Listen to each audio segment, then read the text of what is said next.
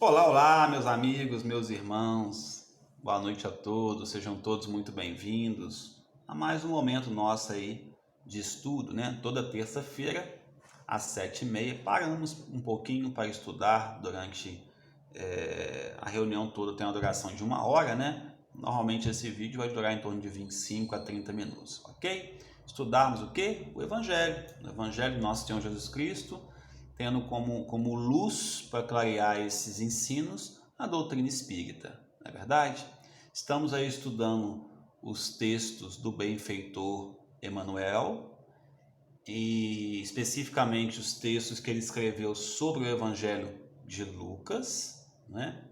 E uma particularidade interessante dos textos de Emmanuel, de uma maneira assim bem rápida, é que o Emmanuel não escreveu sobre todos os versículos do Novo Testamento. Ele escreveu sobre os mais importantes, sobre aqueles que realmente a gente precisa focar para poder ter como lição, como ensinamento para as nossas vidas, para que nos ajudem a caminhar, não é verdade? Mas tem alguns versículos que o Emmanuel escreveu mais de um texto. Fico me perguntando por quê. Acredito que seja porque ele queria chamar a nossa atenção para isso, para aquele versículo, para aquele ensinamento de Jesus Cristo, não é? E esse versículo nosso de estudo, conforme eu disse, ele escreveu muitos textos sobre ele. Quer ver? O nosso versículo de estudo, meus irmãos, é Lucas 12, 20. Está em Lucas 12, 20, ok? Olha só, Emmanuel escreveu, quer ver? Um texto chamado Posses Terrestres, que está no livro Alvorada do Reino, sobre esse versículo. Um texto chamado Lucrus, que é o nosso texto de estudo de hoje, está no livro Caminho, Verdade e Vida. Um texto chamado Supercultura e Calamidades Morais, que está no livro Ceifa de Luz. Um texto chamado Caso Grave, que também está no livro Ceifa de Luz. E um texto chamado Que Pedes, que está no livro Vinha de Luz. Todos esses textos é sobre o mesmo versículo. Eu, assim, pela minha incompetência e pela minha ignorância, eu não vou ter condições de falar sobre todos os textos, porque o assunto é o mesmo, porém com alguns olhares diferentes do benfeitor Emmanuel. Então o que eu fiz? Escolhi um, né, baseado nesse versículo Lucas 12, 20. Qual que eu escolhi? O texto Lucrus, que está no Caminho, Verdade e Vida, o capítulo 56. Ok? Então vamos trabalhar hoje com esse texto aí, texto Lucrus. Esse versículo 12, 20, qual que é o contexto dele, né? A gente sempre gosta de comentar o contexto dele. Vamos recordar aqui, já tem umas 3 aí reuniões. Na semana passada o Rodrigo fez uma reunião por nós, um estudo, falando sobre a avareza, e tem 2 reuniões anteriores, parece que eu fiz, em que está dentro do mesmo contexto. Jesus estava lá falando para uma multidão de pessoas e, de repente, um indivíduo chama a atenção dele e fala assim: Senhor, você podia conversar com meu irmão lá sobre a herança, intervir para mim sobre a minha herança e tal. Já comentamos aqui que naquele tempo do Cristo, os irmãos mais velhos, né, que eram responsáveis pela partilha, provavelmente esse irmão que estava reclamando era o irmão mais novo. E aí, Jesus chama a atenção dele e fala: olha, rapaz, eu não estou aqui para esse tipo de coisa, né? Eu não vim para ser esse tipo de juiz. Eu não vim para poder fazer partilhas de bens. Eu vim para implantar o maior bem que vocês possam imaginar, que é o reino de Deus na terra, né? Chama a atenção e fala com ela: cuidado com a avareza, né? Cuidado com a acumulação de bens. Isso ele conversando com o indivíduo, todo mundo ouvindo ali. Então Jesus se posiciona firmemente, dizendo a que veio. Jesus dá uma orientação específica para aquele indivíduo e para todos nós: ó, cuidado com a avareza. Aí o Rodrigo fez um estudo para nós na semana passada falando sobre a avareza, sobre essa questão de acúmulo, de retenção. Ele usou uma metáfora interessante, né? O que colocamos na mochila. E aí depois veio a Ana Carla e falou assim: o que nós temos tirado da mochila, né? Interessante essa metáfora que eles utilizaram, né? E aí Jesus, de uma maneira assim inigualável, como nenhum outro pensador conseguiu fazer na história da humanidade, ele contava uma historinha, uma parábola. que aí ele imortalizava aquele ensinamento, que nesse caso ficou conhecida como a parábola do rico insensato, ok? Então, dentro desse contexto, né? A partir de uma fala de um indivíduo no meio da multidão, que traz à luz o assunto recurso, finanças, dinheiro, herança, Jesus se posiciona, deixa uma lição para o indivíduo e fixa aquela lição com uma parábola. Isso é muito bonito, né? Que parábola é essa? Eu vou ler a parábola como um todo, até porque o nosso versículo, Lucas 12, 20, está dentro dessa parábola. Olha só, a parábola em si começa em Lucas 12, 16. Lucas 12, 16. Olha só, tá assim, ó. E contou para eles uma parábola, dizendo: a região de certo homem rico produziu abundantemente e arrazoava em si mesmo, dizendo. Então, o homem produziu muito ali e ficou pensando consigo mesmo, né? Que farei, porque não tenho aonde recolher os meus frutos? Produziu tanto, houve tanta abundância, que ele não sabia aonde colocar os seus frutos. Disse: farei isto, derrubarei os meus celeiros, os depósitos, né? Os cofres dos cereais, edificarei maiores, construir coisas mais grandiosas, e recolherei ali todo o trigo e os meus bens. Então o homem produziu tanto que ele pensou: o que eu vou fazer? Eu vou destruir essas, aqui na roça tu fala tuia, né? essas tulhazinhas, vou construir coisas maiores, vou colocar tudo lá dentro, vou guardar tudo. E direi à minha alma, vou falar comigo mesmo, vou me tranquilizar, né? Alma, tem muitos bens armazenados para muitos anos. Repousa, come, bebe, deleita-te. Ele falando consigo mesmo, né? Mas disse-lhe Deus. Aí vem Deus aqui. E aí você entende da forma que você quiser, né? Consciência, né? Da forma que você quiser. Insensato. Exclamação. Insensato. Em algumas traduções está escrito assim: louco, maluco. É isso que está dizendo. Nesta noite, naquela noite, requisitam a tua alma de ti. E o que preparastes, para quem será? É o nosso versículo de estudo de hoje. O nosso versículo é esse, ó. Deus dizendo: insensato, nessa noite vão requisitar a tua alma. E o que você acumulou, para quem será? Assim, aí termina a parábola. Assim é o que entesoura para si mesmo, mas não está enriquecendo para Deus. Fecha a parábola. Ok? Então, dentro desse contexto, dentro dessa parábola, Emmanuel pinça esse versículo e escreve esse monte de texto que eu citei agora há pouco, né? Nós pegamos um desses textos, que é o texto Lucros, e vamos conversar um pouquinho sobre ele. Ok, meus irmãos? Então aí está a nossa introdução, né? Bom, essa parábola, não sei se vocês vão concordar comigo, tem umas parábolas que elas mexem profundamente com a gente. Tem parábola que é mais assim, que às vezes a gente não está muito preparado para ela ainda, é mais água com açúcar, e nós somos imperfeitos, a gente não, né? Mas tem parábola que ela mexe profundamente com a gente, né? Porque esse pensamento desse personagem da parábola, criado pelo próprio Cristo, somos nós em diversos níveis. Mas eu não estou aqui para juntar riqueza. Será que não? Será que nós não estamos acumulando coisas e colocando nos nossos celeiros, cada um dentro da sua realidade? Cada um dentro da sua realidade, né? Então tem parábola que ela realmente é muito forte.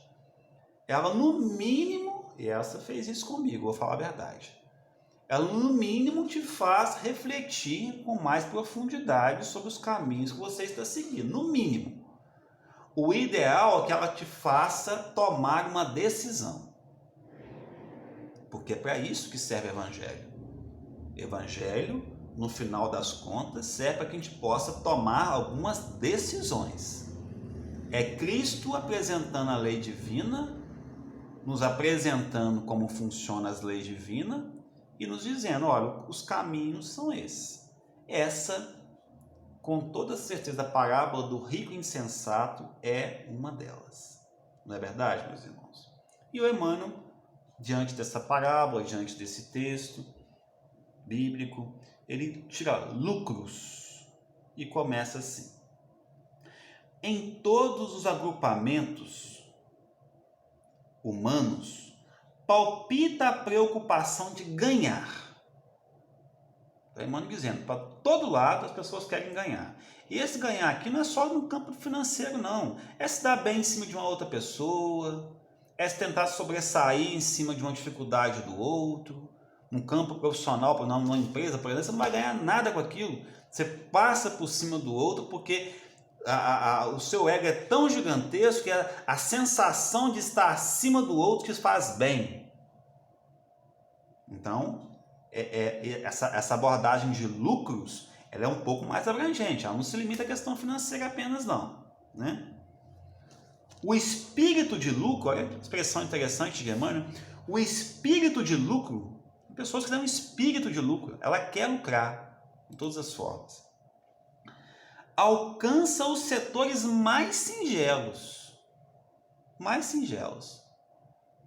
Tem pessoas que estão lá numa miséria financeira mesmo, vamos pegar o aspecto financeiro. E o outro na miséria do lado dele, e se ele puder lucrar em cima, ele vai fazer. Então, esse espírito de lucro alcança os setores mais singelos. Meninos mal saídos da primeira infância, crianças, né, mostram-se interessados em amontoar egoisticamente alguma coisa. E aí nós temos dois viés aqui.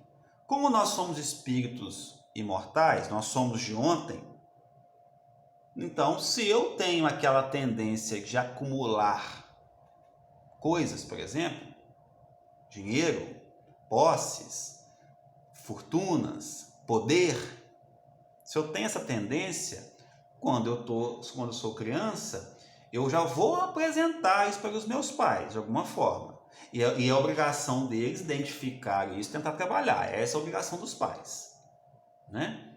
Eu tenho minhas duas menininhas aqui, meus tesouros, né? Mas eu tenho a obrigação de olhar e por trás de toda aquela beleza, daquela simplicidade, daquela inocência, entender que existe ali um espírito imortal com uma história de milhares de reencarnações que está momentaneamente sob a minha tutela e que é meu dever identificar pontos que precisam ser reforçados, pontos positivos, e nesse aspecto eu tenho que aprender com elas, e pontos que precisam ser ajustados, corrigidos, educados. Educação, no final das contas, é isso. Então, nós temos crianças que apresentam isso já de cara, né? A minha pequenina Beatriz, por exemplo, dela eu posso falar, né? Fez 7 anos esse final de semana. Tem uma questão com a competitividade que é gigantesca. Em tudo que ela vai fazer, ela quer ganhar. Olha só, eu já percebi isso. Então, eu tento, na medida do possível, está com 7 anos, mas aí já tem bastante tempo que eu estou tentando fazer isso, né? E ela, para tentar ajustar, eu já identifiquei isso na personalidade dela. Perder para ela é um problema, né? Então, eu vou tentando ajustar. Ó, o que é perder? Né? Quem é que perde, na verdade? Provavelmente ela tem alguma trajetória nesse sentido, né? Mas tem um outro aspecto interessante também. que é a questão do reforço, da educação dos pais. O espírito nem tem muito aquilo quando ele reencarna, mas muitas vezes os pais ensinam com tanta força isso nas suas atitudes que eles aprendem. Olha a responsabilidade. Então, ó, meninos mal saídos da primeira infância mostram-se interessados em amontoar egoisticamente alguma coisa. Pode ser uma dificuldade que ele já traz, ou pode ser algo que ele está aprendendo, né? Então tem que tomar cuidado com isso aí. A atualidade conta com mães, Emmanuel continuando, tá, gente? A atualidade conta com mães numerosas que abandonam o seu lar a desconhecidos durante muitas horas do dia, a fim de experimentar a mina lucrativa. Emmanuel dá uma cutucada aqui, né? Esse mundo tão capitalista que a gente vive hoje, né, meus irmãos? Quantos de nós que abandonamos, né, a educação dos nossos filhos, a desconhecidos, né? Há pessoas que estão ali, muitas vezes, com muita boa vontade, mas não são os pais, né? Quando a gente toma a decisão de ter um filho, a gente tem que imaginar todas as consequências daquela decisão, né? Difícil isso. É lógico que aqui a gente tem que salvar as situações em que, por exemplo, uma mãe ela tem que trabalhar 8, 9, 10 horas por dia, chegar em casa e trabalhar mais 5, 6, porque ela precisa sustentar a família, né? Então, num caso desse, não é o caso aqui.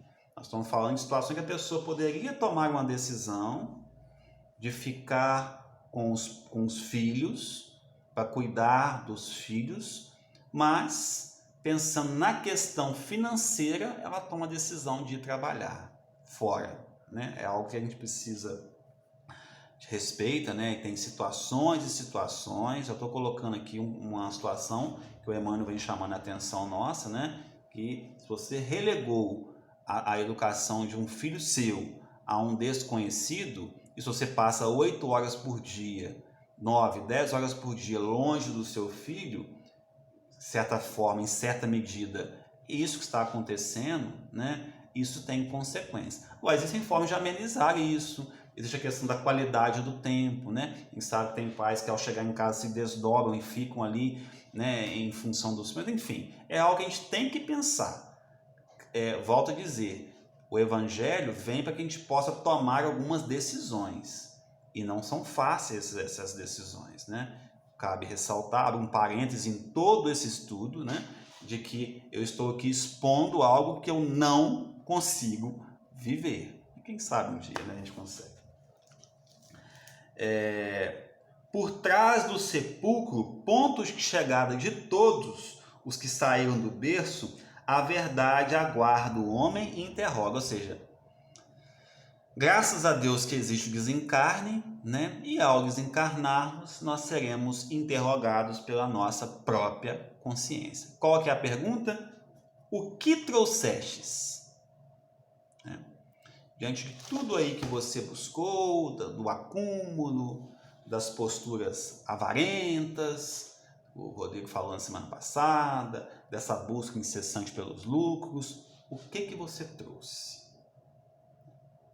Se é tão forte em nós, a gente acredita tanto que a gente está fazendo correto, que, por exemplo, se nós pegarmos os egípcios antigos, eles tinham um hábito nos faraós, assisti um programa outro dia que falava disso, né? Eles, nos seus sarcófagos, iam um monte de coisa, tesouros, criavam verdadeiros castelos para o seu momento da morte, naquela ilusão de que, ao despertarem no plano espiritual, eles poderiam utilizar todas as suas riquezas, todos os seus lucros. E a gente sabe que não é assim, né? O verdadeiro patrimônio, o verdadeiro tesouro está no campo do espírito. Quando eu li isso aqui, me fez lembrar de uma historinha do Chico, que está naquele livro, vou pegar aqui, Lindos Casos de Chico Xavier, do Ramiro Gama, né? É o texto número 98. Vale a pena comprar esse livro, tá, gente? São casos pequenos, gostosos de ler, e a gente entra um pouco naquela psicosfera, naquela energia do Chico ali, conhecendo as histórias do Chico, né? Aí vou contar rapidamente, o caso é o seguinte: um amigo de Belo Horizonte, um dia disse ao Chico, tendo ido ao Centro Luiz Gonzaga, sempre que me é possível, nas preces, tenho rogado para ganhar na loteria. O cara falou, Chico, eu sempre tenho que pedir para ganhar na loteria. Vou tentar resumir a história aqui. E se eu ganhar, Chico, eu vou dar ao Luiz Gonzaga, que era o centro espírita de Pedro Leopoldo, né? Pedro Leopoldo, que o Chico frequentava, 20 contos de réis. 20 contos. Né? Acho que é de réis, aqui não fala não, mas... Os dias correram, não é que o sujeito ganhou? O cara ganhou. Não, a gente busca tanto alguma coisa que a gente consegue, né? O cara ganhou. 200 mil cruzeiros. Devia ser dinheiro para danar, né? Fico imaginando aqui. O pessoal mais antigo depois fala aí quanto valia isso. Quando isso aconteceu, o que aconteceu com o sujeito? Sumiu de Pedro Leopoldo. Quando ele viu o Chico em Belo Horizonte, o Chico passava na calçada e ele ia para outra. Ainda dizia pensa bem, acho que eu estava com a minha cabeça, falava com os amigos, né? Prometi pro Chico, vez se eu vou dar dinheiro para centro espírita, né? Ficava, de certa forma, até de maneira irônica, né? Falando isso com as pessoas. O tempo passou 14 anos. E o homem da sorte grande, assim como todos nós, um dia, morreu, desencarnou, né? Chico. Não, antes disso. Passado alguns dias, apareceu um espírito numa das suas sessões espíritas lá no Luiz Gonzaga. Quem que era? O homem dos 20 contos. O homem dos 20 contos. Chico, disse ele ao Chico, preciso pagar minha dívida. Estou devendo 20 contos ao Luiz Gonzaga e vou trazer o dinheiro. Olha só, hein? Aí o Chico vira para ele com muita bondade e fala, meu amigo, acalme-se. Agora é tarde. O câmbio para você mudou. Achei fantástica essa fala do Chico. O câmbio para você mudou. Não se preocupe, a sua fortuna, tudo que você, seus lucros, a sua abundância, já está em outras mãos. Por quê? Nada disso, o dinheiro é meu. Já foi, meu irmão. Você agora está desencarnado. O sujeito gritou e acabou perguntando em lágrimas, o que fazer agora? Mas o Chico respondeu, esqueça-se da terra, meu amigo. Nós todos somos devedores de Jesus. Chico era formidável, né? Paguemos a ele as nossas contas e tudo estará bem. O homem foi levado pela espiritualidade amiga e se retirou chorando, né? Então, quando eu li isso aqui, o que trouxestes? Me recordei. A gente não para pensar nisso, né, meus irmãos? A gente até tem essa informação. Não vou levar nada daqui. Tá, mas você para refletir isso com profundidade, né? Porque se nós refletíssemos com profundidade sobre a ideia da imortalidade, que é um princípio, né, divino, nós evitaríamos um bocado de escorregadas. Porque não faz sentido. Racionalmente falando, não faz o menor sentido acumular coisas sabendo que nós vamos desencarnar. Tendo essa certeza, não faz o menor sentido, né? Continuando para Emmanuel, não vou demorar muito hoje, prometo, mais de meia hora terminar. Emmanuel, depois da pergunta, que trouxestes, né? O infeliz responderá que reuniu vantagens materiais, que se esforçou por assegurar a posição tranquila de si mesmo e dos seus. Olha só, o infeliz responderá que reuniu vantagens materiais, que se esforçou por assegurar a posição tranquila de si mesmo e dos seus. A gente cria esses argumentos para nós mesmos. A gente cria essas justificativas para nós mesmos. São justificativas falsas. Meus irmãos, todo esse estudo nosso, de hoje, da semana passada do Rodrigo, os dois anteriores, né? A base dele nós vamos encontrar no Evangelho segundo o Espiritismo, no capítulo 16. Quando fala, não se pode servir a Deus e a Mamon, certo? Esse capítulo 16, na verdade, ele é uma preciosidade. Nós estamos estudando o texto de Emmanuel, que temos nosso estudo aqui, nossa sequência, né? Mas é uma preciosidade. Aí ele traz essa parábola do rico insensato, ele traz uma outra parábola que nós vamos estudar ainda, a parábola do mal rico, que é bem semelhante a essa. Ele traz a parábola dos talentos, né? Ele fala, Olha a prudência de Kardec. Ele traz a passagem que Jesus chama Zaqueu, que era um homem rico, publicano, cobrador de impostos, para almoçar na casa dele, a nos dizer que o problema não está no dinheiro, o problema não está nas pessoas ricas, e sim na forma que utilizamos. Zaqueu é esse símbolo muito forte para a gente, né? Ainda vamos estudar com mais profundidade sobre Zaqueu. Esse símbolo de que você pode sim estar numa posição de destaque socialmente. É importante que elas tinham, o próprio Evangelho nos ensina isso. Se todo mundo ganhasse a mesma coisa, se todo mundo fosse rico, quem ia trabalhar para quem? O Evangelho fala isso para a gente aqui, né? Mas olha que interessante. Nesse capítulo, tem diversos textos, um dos capítulos, acho que para mim, um dos mais importantes em termos práticos para a nossa vida, né? Mas, a opinião pessoal apenas aqui, ok? Mas tem um texto que fala a prova das riquezas, que é uma prova gigantesca. O Rodrigo comentou um pouco isso semana passada. Olha o que o Espírito... Deixa eu ver quem que é esse Espírito aqui. Não fala. Então deve ser um comentário do próprio Kardec. Fala aqui, olha só. A riqueza, sem dúvida, é uma prova difícil, mas perigosa, que a miséria, pelos seus arrastamentos, as tentações que dá e a fascinação que exerce. É o que o texto vem nos dizendo. A gente se fascina com as ideias para justificar nossas decisões. É o excitante supremo do orgulho, do egoísmo e da vida sensual. É o laço mais poderoso. Olha só, hein? É a riqueza, a busca dela. O problema não é a riqueza em si, é a busca dela. É o laço mais poderoso que liga o homem à terra e afasta os seus pensamentos dos céus. Produz uma tal vertigem que se vê frequentemente aquele que passa da miséria à fortuna esquecer depressa da sua primeira posição. É o homem do caso dos 20 contos, né? Mudou de posição, esquece das dificuldades e tal, como se ele não fosse desencarnar um dia também. É uma grande ilusão, né, meus irmãos? Meus irmãos, nós vamos estar encerrando, vamos estar indo para o último capítulo agora, o último parágrafo, onde Emmanuel nos diz assim: atingida semelhante equação, o viajor olha para trás e sente frio. Esse frio é fruto do vazio, de olhar e não ter carregado nada, ter carregado um monte de coisa, como o Rodrigo bem disse, que foram só pesos na nossa trajetória. Prende-se de maneira inexplicável aos resultados de tudo que amontoou na crosta terrestre. A consciência inquieta enche-se de nuvens e a voz do Evangelho soa-lhe aos ouvidos. Pobre de ti, porque teus lucros foram perdas desastrosas. E o que tens ajuntado? Para quem será? Para quem será? Né? Quando a gente fala de lucros, é lógico que a reflexão do Emmanuel foi em torno da questão do ajuntamento, do amontoar, das buscas das coisas mais materiais, mas eu fiquei pensando assim, será que nós não temos lucros espirituais dentro desse câmbio que o Chico falou? Lucros espirituais? Temos sim. Texto bíblico, Mateus, deixa eu tentar achar aqui, confesso que eu anotei, eu não estou sabendo aonde.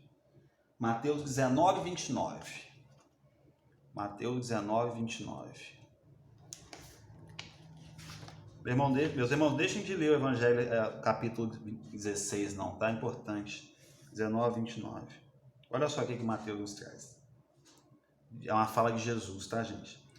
Todo aquele que tiver deixado casas, ou irmãos, ou irmãs, ou seu pai, ou sua mãe, ou filhos, ou campos, por causa de meu nome, receberá o cêntuplo. Não é 2 vezes, não. Porque se você tem uma aplicação na poupança, por exemplo, se ela rendesse 100%, que não existe isso, ela dobraria de valor, não é isso?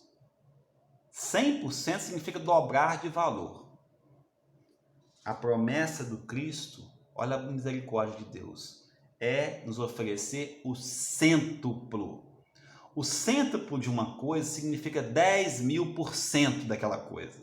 Fazem as contas aí, vocês vão ver que é. Se eu tenho 1 e desse 1 eu passo a ter 100, significa que foi multiplicado por 100 vezes, que corresponde a 10.000%. Nada dá isso. Então, na matemática divina, os lucros são infinitamente maiores do que qualquer lucro que a gente possa imaginar no campo das buscas materiais, né? Estudo difícil de ser feito pelo fato de não viver isso, né? Mas a gente vai refletindo juntos. Meus irmãos, forte abraço a todos, até a semana que vem, se Deus quiser.